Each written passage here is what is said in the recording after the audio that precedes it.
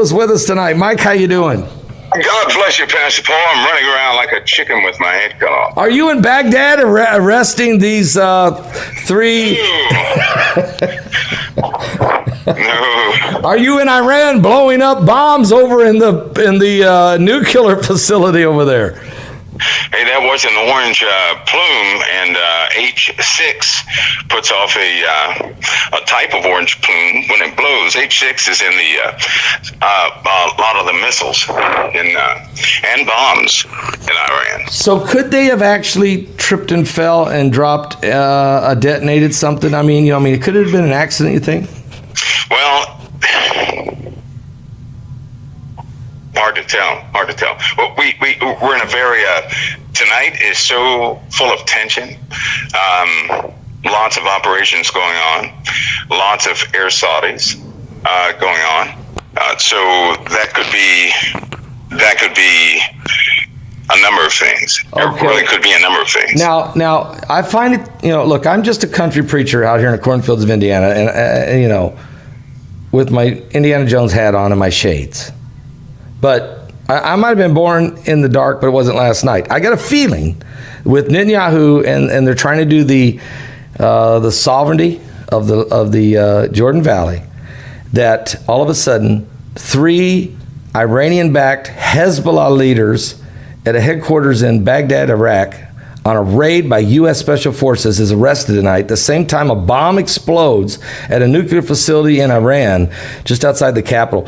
Is it possible that Israel last night hit 4 targets that we know of, including Iranians and some Syrians? So is it possible the United States and Iran and maybe others are involved in clamping down the area, maybe, as this? That's an absolute must. Before any deal, this takes international coordination. What's going on in Israel right now, and so you have to do a sweep, a large sweep, because you want to minimize civilian casualties, just in case, because Iran has some formidable weapons. That's going to shock a lot of people coming soon, but they don't. I'll tell you this: Iran has not shown the world what they have. They have not, and for a long time, I'll go ahead and say it.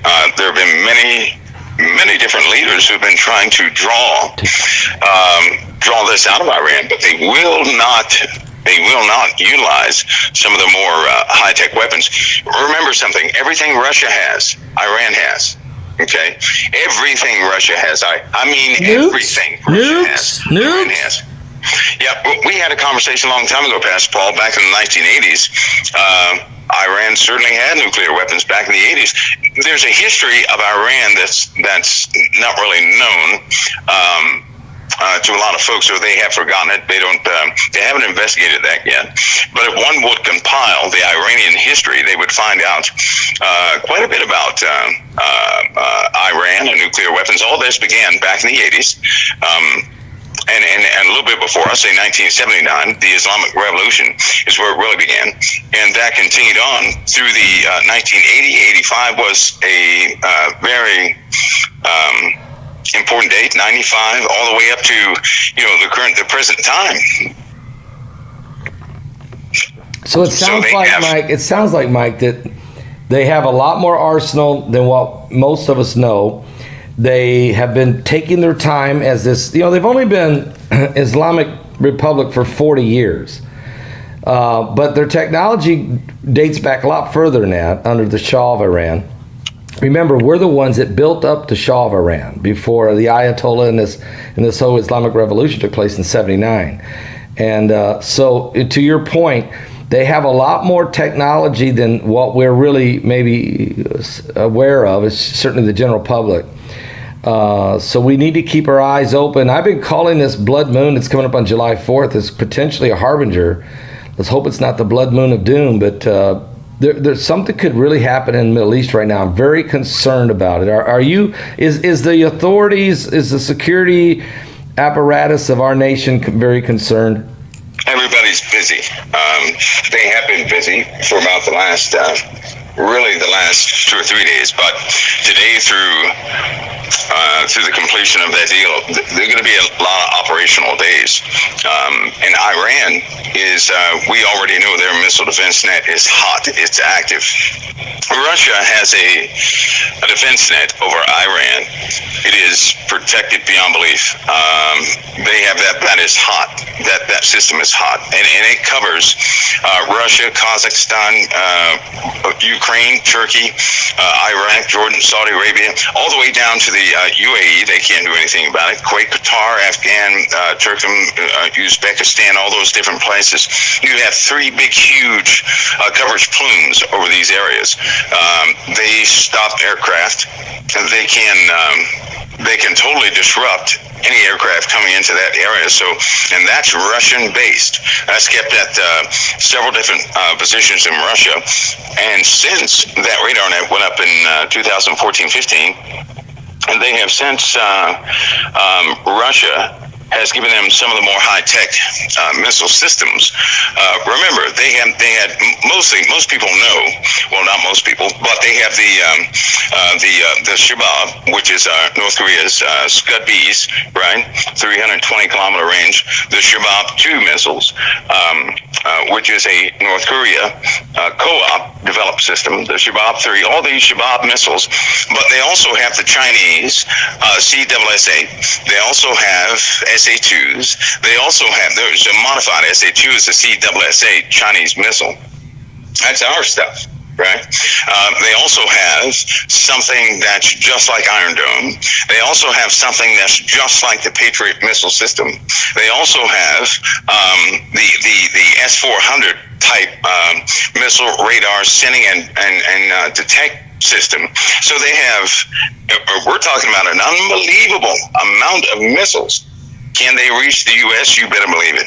They have launch vehicles. All this is hush-hush. They have nuclear warheads, but for a long time, what they did with the three that they had from Russia was they began to break it down. When back in what was it? 88. Back in 1988. That was the summer of '88. They had several things went on in Iran. That's when a lot of scientists were brought down to Tehran. Even under daily missile strikes in this area, even under pressure, these guys were developing things that just beyond belief. And so they have been holding their poker hand all this time, which is why no one has gone into Iran. Not one soul. With all these powerful militaries in the world, why has no one gone into Iran? Because we can't we can't estimate an accurate casualty count. And this is going to be one of those, once they start doing whatever they do, Saudi Arabia has to be highly defended. Of course, Saudi Arabia is going to be wiped off the map. That's not going to be there. What? All these different places have to be highly defended. So we have to set up quite a few things prior to negotiations with finalizing negotiations with Israel and current activities. A lot of background movements have to take place, which is why Russia has been placing their ships, and you have a lot of ships in Norway. You have brand new things in Iceland. You have outside of the UK, Ireland, Portugal, Western Sahara, going down that coastline.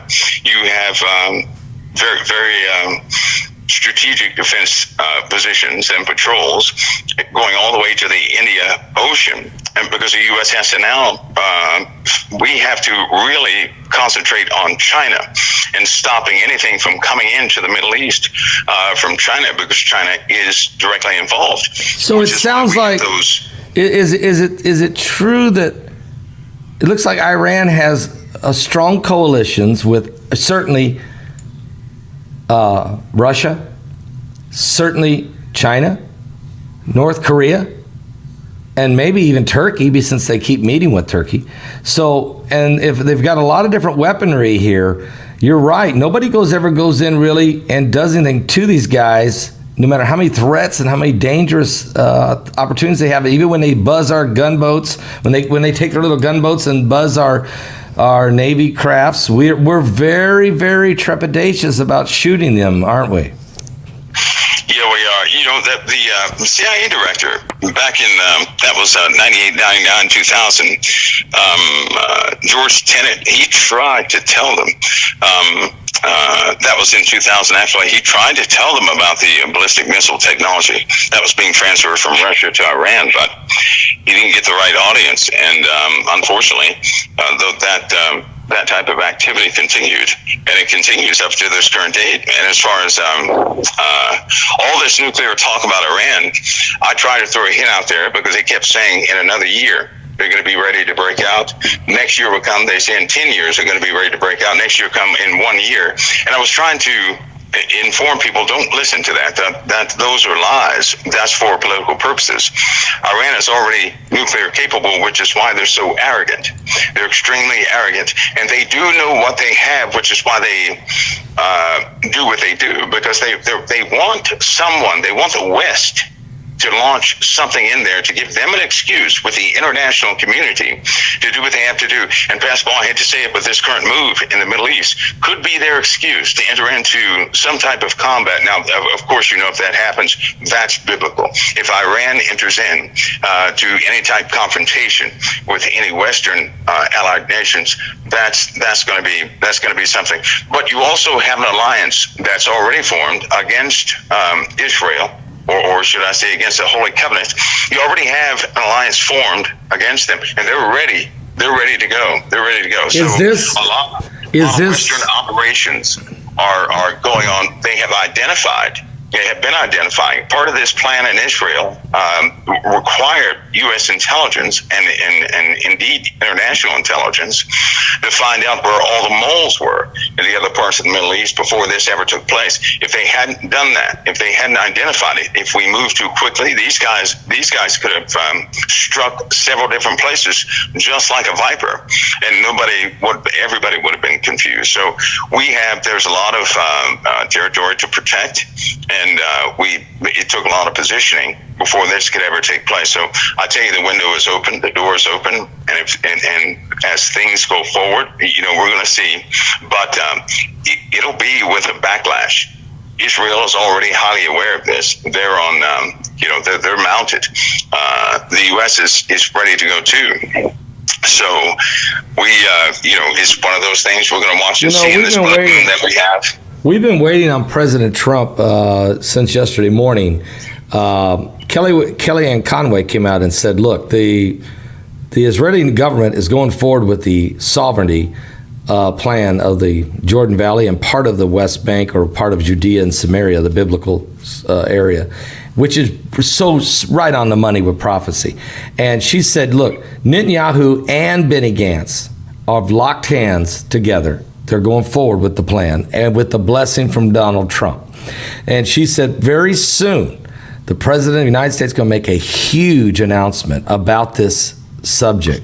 So I got a feeling you're on the money 100%. I really do feel like that there's that the president, whatever he says, he's going to back Israel, no doubt.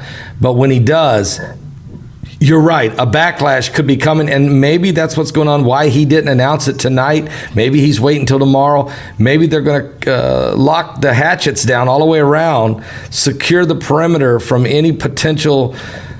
They expect something coming out. I would say almost Hezbollah is going to launch rockets and Hamas and some of those rockets that don't have precision guidance on it. And I mean, we can deal with that, but you don't want Iran to do something with some better precision. And hearing you say it, Iran's got a lot more capability than what maybe we're giving them credit for. Yeah, because Iran is positioned also in Syria. Yeah. Iran is also positioned in Turkey. Iran is also positioned in Iraq. Iran is also positioned in Afghanistan. Iran is positioned, they're surrounding that quadrant, and the fallout area is going to be right there in Saudi Arabia. Yemen is already positioned. They're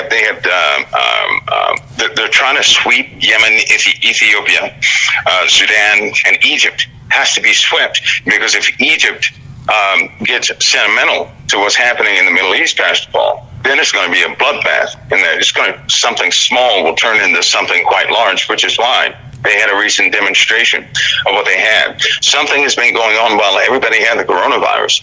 There have been tactical movements in the Middle East. There have been talks. There have been counter talks, and things are going forward at high speed. I mean, at high speed. So, let's just say that everybody's employed tonight, and they will be until a few months after this episode, this milestone is passed. Because if it goes forward, they're going to consider that this Middle Eastern alliance against Israel is going to consider that a threatening act, an act of war, a declaration against those nations that are now basically collaborative nations with Russia and with China. So we're going to have to watch out too, because the United States is we are in reach. We have to. I don't like the way it's being set up in this regard. We've never been touched in America. Well, we are in 2020, and there are a lot of nations who can touch us. Yes, we have a missile defense net, but we can still be touched. And we have at least 800,000 loyalists to the Middle East over here in the U.S., so we don't know who they are. You just don't know who they are. And if that begins to break out, you're talking about profiling, you're talking about confusion in the U.S. Forget the protests and these marches that you have seen. You haven't seen anything if this takes place, because that will send people over the edge into a very chaotic mode. We don't have enough law enforcement, nor will we have enough troops to subdue some of the activities that could begin to happen over here. And I'm just being a realist here. These potentials of what could happen. You're telling us the truth tonight that, look, let's face it, Iran can almost put together a 1 million man army, and China can put together a 2 million man army. And, we have a great high-tech army and military apparatus with tremendous equipment and technology, but we don't have the numbers of soldiers that the rest of the world has. But thank God for our technology. But still, this is a serious thing, and so I think we're got to watch our own back door while trying to protect Israel and the West. We got to watch out. UK and everybody else out there. Mike, let's move this conversation to another area here. And this was great insight you gave us tonight, because I really believe we're going to find out more about this explosion in Tehran, Iran. I think it's a whole lot more than a gas tank blowing up or somebody stubbed their toe and dropped a bomb or something. This is way too big of an explosion. It's huge. But let's talk for a minute about the earthquakes. Wow. 6.4 just hit China about 2 hours ago. 7.4 hit Mexico 2 days ago. 5.8, I guess. They finally downsized it. The one in California. Laura Wells, who's a researcher and really studies Planet X, Nibiru, Planet number 9, but she watches all the instruments. She's really good. She had predicted that when this brown dwarf star, she said, when it started to come into front alignment with the Earth, coming up from the south, as I've heard you say many times, she kept saying a year ago, coming late June, early July, as it starts to come into front alignment, look out for some major earthquakes. She predicted there'd be one strong in California. And 6 days ago, she predicted that. And she said there'll be other multiple quakes as this comes into front alignment with the planet. Can you confirm anything on that, or can you help us understand what she's referring to, a front alignment? Well, I'll tell you this, as far as her tracking of the forces that would act upon Earth without having actual, her physical eyes on any system at all, but looking at the instruments, that's pretty good. Because last week when we talked, I was looking for a big earthquake in Mexico. Yes, you did. And then the other right after that one in Mexico, I was a little worried because we need a relief plate activity, which I was looking for an earthquake in Russia, but it hit in China. So she's on the money as far as tracing tectonic activity, vibrations, wave length, and wave effectiveness of the different types of faults. So, hats off to her in that field, because I know they can't see what other folks can see. So that's a good one. if any system, a system sits on the plane, right? A plane. You have a bunch of objects revolving around a dwarf star, a star, whatever the case may be. If it's the way they travel throughout the solar system is in a corkscrew type fashion. So basically we're moving through space, right, with the sun in the center and the planets going around the sun, but not on a plane. It's, if you were to face our solar system was coming towards you and I because we were sitting somewhere out in space, we'd be able to see the sun and all the planets in one big circle facing us, right? Right. So it would be the plane would be vertical, not horizontal. Okay, that's how it's traveling. Yeah. And this other system is coming up largely, well, it has a few deflective angles, but basically in that same type of expressive movement, which causes interaction of forces to be quite significant but sporadic. So tracking of the our estimates as far as how close a secondary system will be, because I absolutely am. I believe in a binary system. We're in a binary system, but that system is certainly coming up to us, and so people who search for mass differentials and inertia differences and perturbation, mathematical corrections and perturbations and changes and all these things in the planets, they ultimately come up to the same conclusion. We have a binary system. So with that binary system, as it gets closer, we have a change in forces here in our solar system. It's not that it will smash into us. The sheer force of these other objects and the debris in this other solar system, we're going to interact with. We're going to have changes with. In fact, we're going to have a time where the orbit of Earth will no longer be like it is now. It's going to be very perturbed or disrupted, in which case, standing on Earth, you may not feel the force of movement, but it will look like all the stars are out of position, right? That always begins with it looking like the sky is out of position, or the sun's light is out of position. And that will slowly become very obvious. These changes are happening, they're real subtle at first, but then in an exponential fashion, they increase more and more. And for those forces, for example, even with a force, a gravitational change, and those forces between the Earth and another system is enough to ignite at least 75% of the volcanoes on the planet. What? It will cause a continuous vibration of about a 4.5 on a continuous basis. Now, just imagine this for a moment. Imagine a 4.5 earthquake on a continuous basis hitting this planet for maybe about a month. That would shake everything apart. Did you just say the whole? So are you saying the whole Earth would be shaken at like a 4.5 earthquake? Vibrational event. Yeah, vibrational event. In fact, in archaeology, some of the proof behind that would be in archaeology, when you're looking at the rock strata, when you start to look at different types of rock in the strata, there's always these unknown layers that they see that are quite thick, as though the Earth had an earthquake for about a year. And they keep finding them in a cyclical nature. So they're putting all this picture together. So we have intervals of when the Earth is shaken for a long duration, over and over and over and over again. That could potentially be some of the forces that are interacting with our solar system. You think that's what the Bible? You think that's what the Bible means in Isaiah 24, Mike, when it says the earth is going to reel and rock like a drunken man?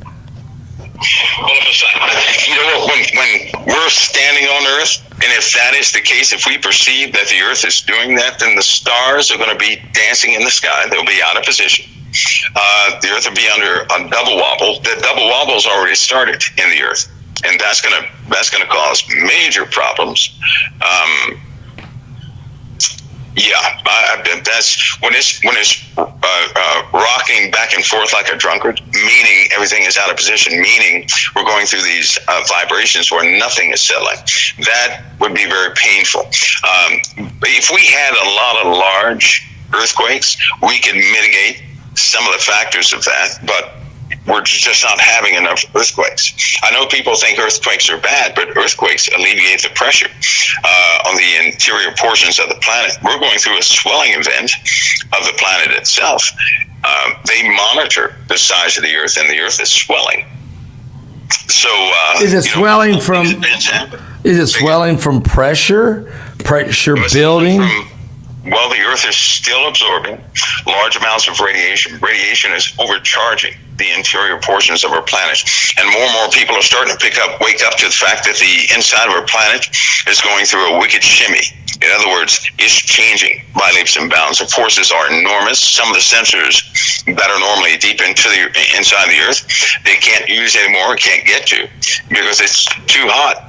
And they're having to back off where they send the sensors down there. So we're all these changes happening all at one time. And we really need some more earthquakes, given the pattern that's happening now in California, all the way to, or let's just say on the, you're looking at the coastlines of the U.S. and Mexico, going down to Brazil, Peru, and Central America, Ecuador.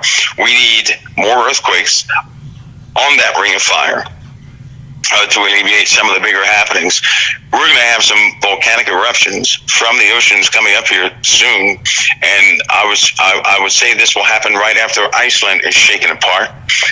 What? Iceland and Greenland are going to start shaking to pieces. And there's some pretty. That's unfortunate, but they'll start shaking to pieces. Wait a minute. It's very unfortunate, Mike, to start saying that Iceland and Greenland are going to shake into pieces. But are you, okay, wait a minute. So this binary system, Planet X, Nibiru, Planet number 9, the Dwarf Star, the Goblin, whatever. As this binary system starts coming, are you saying we're going to see this? Are we talking in the next year, the next 3 years, next 5 years? When are we going to start seeing Iceland shaking to pieces? I'm looking for that in the next year, within a year, for it to begin. So in Iceland, of course, Greenland, in that area, they carry some volcanoes in those areas, and that's going to cause an instability in the Atlantic Ocean, which will start to upset places like Portugal and Italy and Greece and all those places. But yeah, I'm really looking for that because of some of the new cracks in the Earth. The Earth is constantly cracking. Yeah, that's true. We have new cracks forming. We have rock strata that's striking, and all sorts of things are happening under the ocean. We're very close to an event, a major event in the ocean that could cause one of those major tsunamis. I mean, a major tsunami. So even that's being watched very closely to determine what to do, where exactly where it's going to hit, because you're looking at something from, imagine you're searching from the southern Atlantic Ocean all the way to the northern Atlantic Ocean, but you're trying to find out with these blocks of land which one is going to break first, so you can warn the right areas. The whole area is not going to, it's not going to fracture, but there are going to be some fractures in the Atlantic Ocean. It's very difficult to tell where, but that's going to cause a tsunami, because we're not talking about a land-based earthquake. So this we're talking about an earthquake in the ocean. Should we be worried about the Canary Islands and that a shaking that causes that half of the mountain to slide into the ocean? We've heard a lot about that. Well, hear me on this, Pastor. A time is quickly approaching where I will guarantee you just about everybody's going to move away from islands, period. They're not going to trust living on an island or living near a coastline. They will not trust it. They just won't trust it. We're quickly moving to that. And this will be caused by underwater volcanic activity and tsunamis and upthrust in the ocean. So just imagine an island being wiped out, like Papua New Guinea gone. We wake up, Papua New Guinea's gone. Well, everybody else is going to say, well, what was that? And then all of a sudden in the Caribbean, you have an issue where some of the Caribbean islands are gone. They're just gone. And then, it continues to happen that way.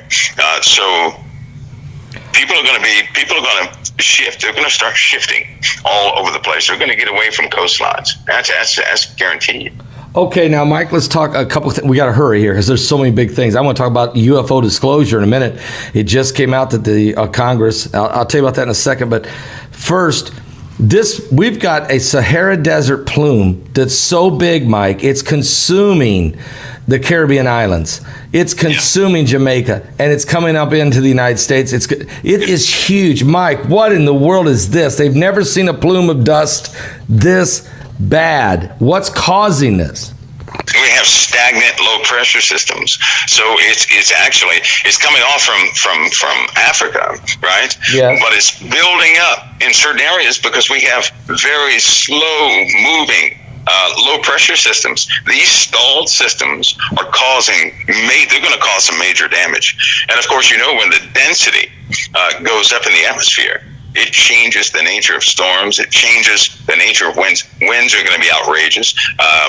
Winds can actually go up at least, 85% faster than what they were. So, because you're dealing with a lot of density, not to mention, it can also displace with that much dust. You're looking at an atmospheric displacement event, which can cause twice as much. But it's a good gauge. It's a good gauge because that dust coming from the Sahara, when people begin to experience this, they ought to take note because the whole world is going to entertain that type of event over the entire Earth, right, for a duration of time. Yeah, you've been saying that. Really alter everything. You said that. I remember you telling me that maybe 4 years ago, and said, there's a day coming. A gas mask is going to be so important. You're going to need real good ones because the whole world will be engulfed in a massive dust storm.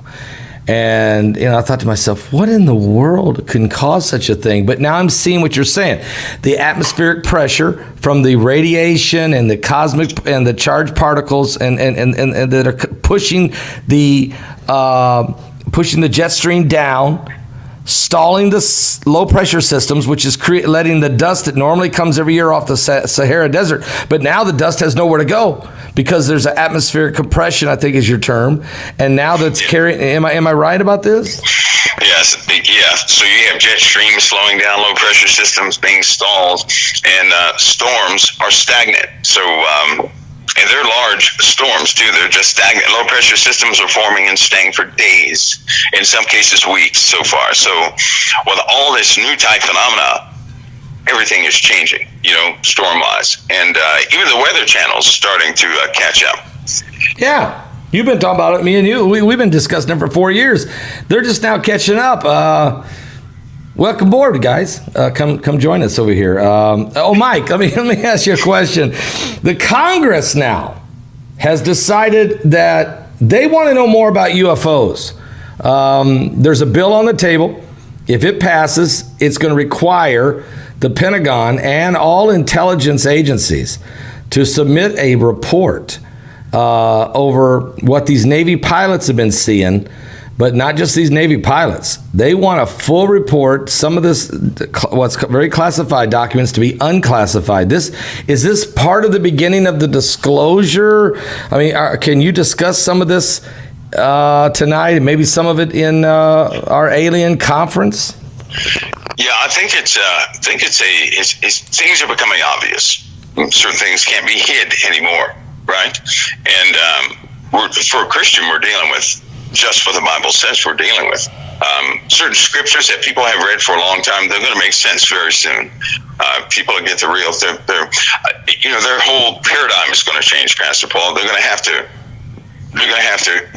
get rid of their paradigm to see what's right before them, and make sense of it.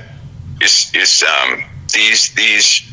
files, this effort, this attempt, this is coming from a factor that nobody can avoid, that they can't hide things but for so long.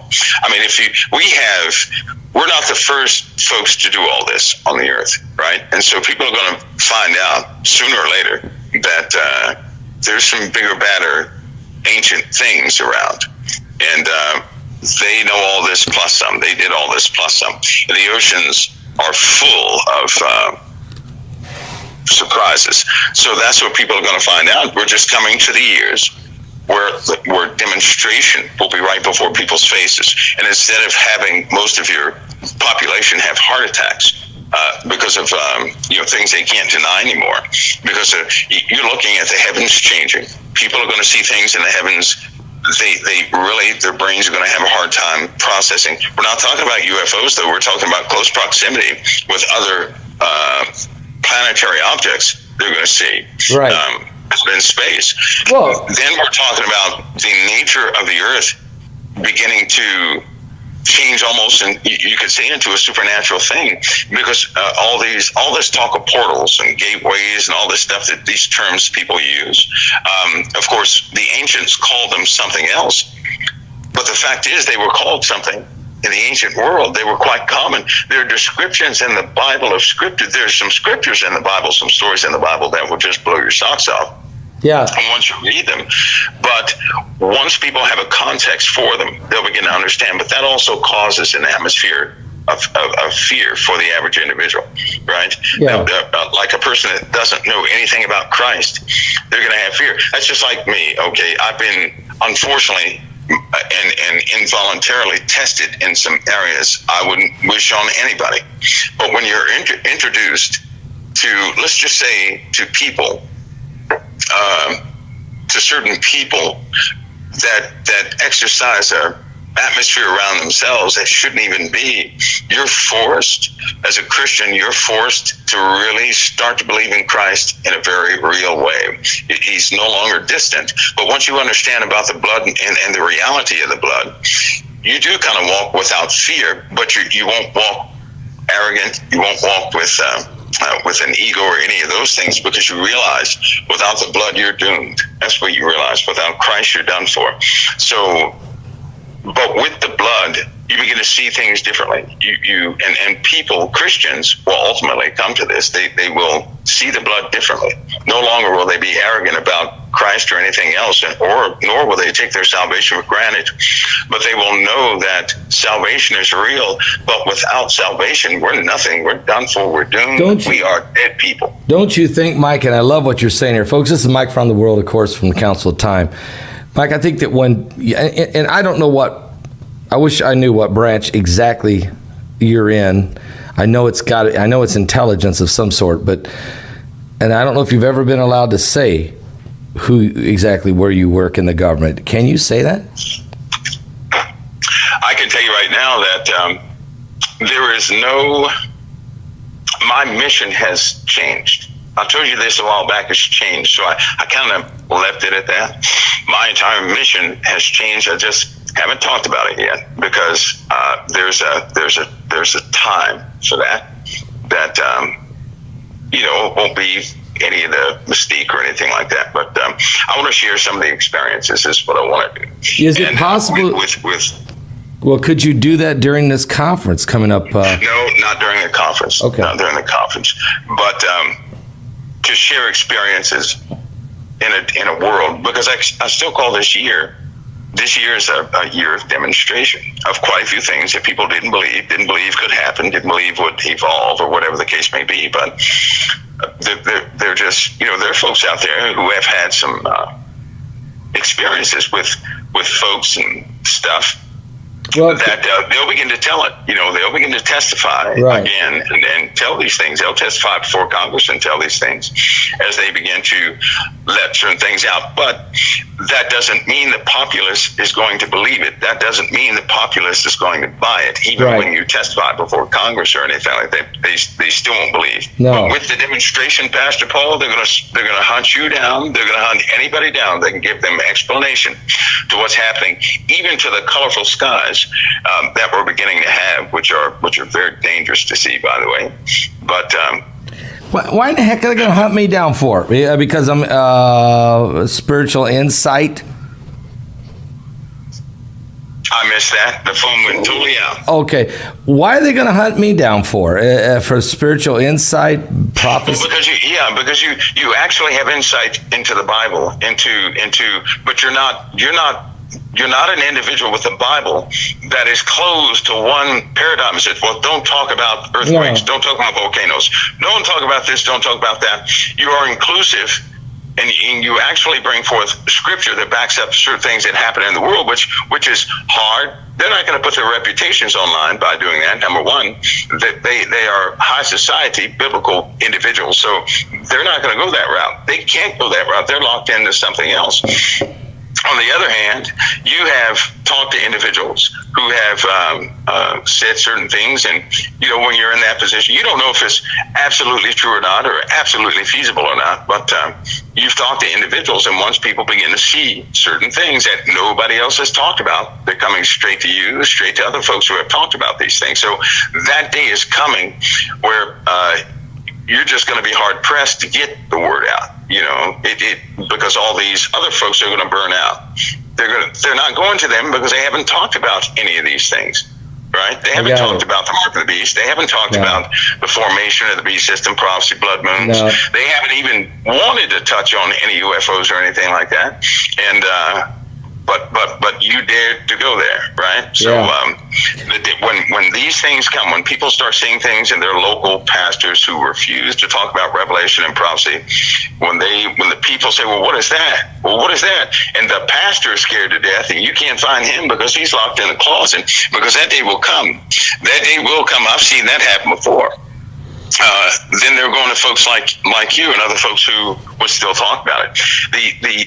And then that's right before the atmosphere of Christianity is not going to be favorable to talk about. There will come a day when Christianity will be a dangerous topic because so much will be blamed on Christianity, and that's a heads up. But they're going to blame dissension. They're going to blame riots. They're going to blame a bunch of stuff on Christianity, saying it's the root cause. We got to get rid of it, get it out of there. And then with the rise of, well, I hate to say this, but with the rise of with this unholy alliance just for a season, it's going to oppress a lot of types of freedom, right? A lot of types of freedom. But all right, now will you be able to share during the conference some info on disclosure as far as people's actual testimony or eyewitness, or people who say they've been abducted maybe, or have encounters with entities? Will you be able to break some things out for us in this conference? Sure. Let me give you an example, right? Anybody who's ever been falling to sleep and he felt pounding on your back and then you passed out, right, Pastor Paul, and tell him about it. Don't lie about it. Only if you had that for, in truth, because that's things like that. I know exactly what they are. There are other things I know exactly what they are. But specifically this time, if you've ever gone to sleep and you felt pounding on the back, a lot of women will probably write you. They write that in. Some of the guys shouldn't be shy because they have gone to sleep. They're probably Christians, but they have felt the heat of something in front of their faces right before they passed out. So if they would write in about that, then you see how many people in your audience have had that experience. And they'll say, what? This came from what show? But all that's a known deal. Now the answer is in the Bible. It really is. I'll go over that in the conference, but the answer is right there.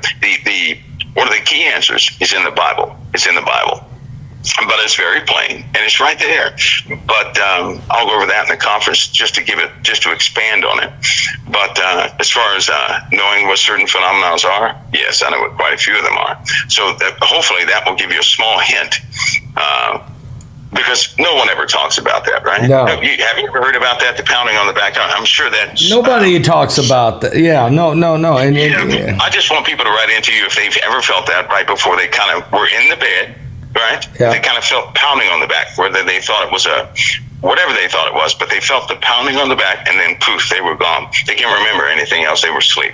So just write Pastor Paul in about that. That's an example of a phenomena that people have had that they don't know how that other people have had it. In fact, there are things I can name that if nobody has ever named, but if I were to say certain things, people say, I've had that before, right? Yeah. Is what they would say, because nobody's ever talked about it. But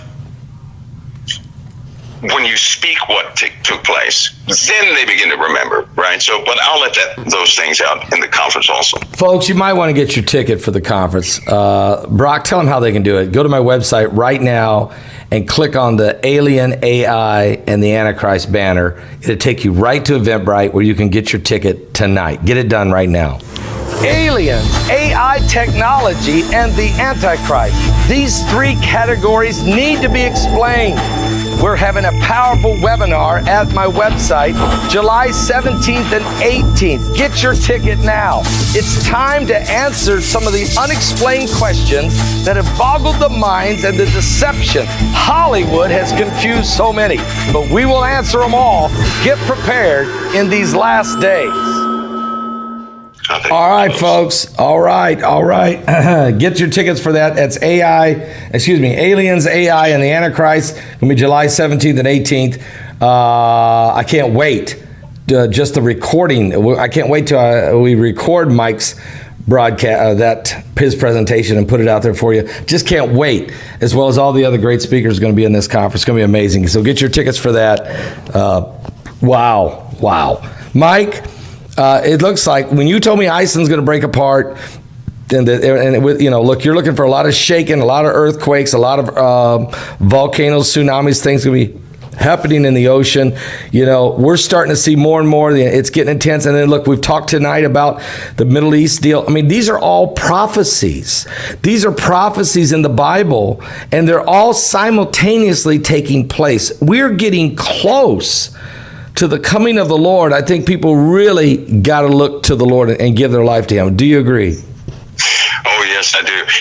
All these situations happening at one time, they're capturing the attention of the entire world is what's happening. I mean, the entire world is actually beginning to consider, maybe the Bible people had it right.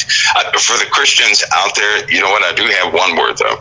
There are a lot of people who have known certain aspects of what would happen back in their time. Don't be discouraged because somebody else has mentioned what the Lord gave you a long time ago, but understand whatever He gave you a long time ago, whatever He gave you initially to run by, there's all those people out there, because there's some out there. They shouldn't be discouraged because somebody else is speaking what the Lord is giving you previously, but remember, He gave that to you for a reason. He gives to all of us for a reason, because Pastor Paul, I believe that we were born, I know I certainly was, I was born almost being familiar with the book of Revelation out of the blue. For nobody was familiar with the book of Revelation in my family or nothing like that, right? So right. Why was I familiar with it? So it's kind of like something that's in you for us. I believe that we're very close to some things, and we're reaching a point to where almost you could say a handoff will happen for those who will have to really live in the brunt of some very rough and difficult days. But in this time that we're living now, we're drawing close to the end of something. There are just too many things happening at one time, and they're so subtle, right? Because the world keeps getting used to it. But I believe we're so incredibly close, prophetically, because the world will not be able to identify. All they're going to do is go crazy and begin to attack one another. But the Christians are going to feel that spiritual call, right? To stay awake, that something is going on. All the while, please don't fall for the tactics of Satan himself. Remember, don't allow Satan to cause you to target your brother during this time. No. Because that could be the only thing. People fall for Satan's tricks right now. They're not going to step foot into the kingdom if they start falling for that stuff now. So don't give up. Keep going forward with Christ. Keep love in your heart, folks, and don't attack one another. Stay ready. You have to have on white garments, okay? You can't have those blots and those blemishes in there. Mike, next Thursday night's July 2nd. Will you be with us? Yep, that'll be. You know what? These discussions are getting a little more intense than usual. We're certainly going to know something about the Middle East by that time. So. It's going to be big. Yeah, July 2nd is going to be big. You're right, Middle East. Something's going on. I think it's already starting now, and we'll know a whole lot more on Middle East situation. It's also 2 nights before the blood moon. Yeah, it's going to be a big time. We'll see you next Thursday night, July 2nd, 10:15 p.m. Eastern. I'll be here. All right. Thanks, Mike. God bless you. God bless.